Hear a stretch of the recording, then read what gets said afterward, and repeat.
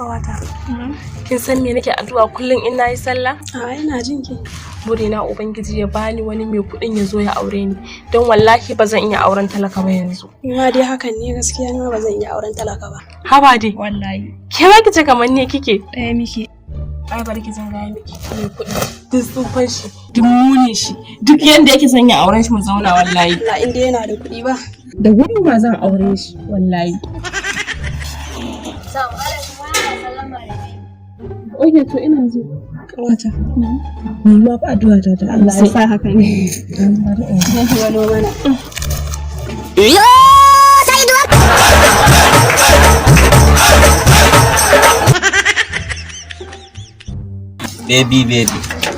Baby soyayya. Inda ka tara Allah.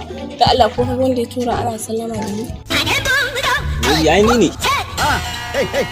Haba baby. Ai ni ne sa a kira ki. Kai da Allah dan dakata.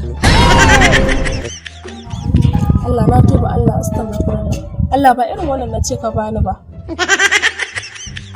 Da Allah yi nan. Haba baby, ai ba inda zan yi.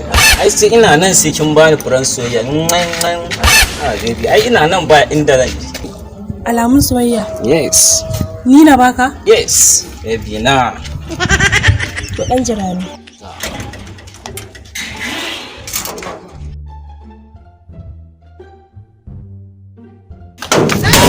Ya ci kawai. Ni zaka ce kana so?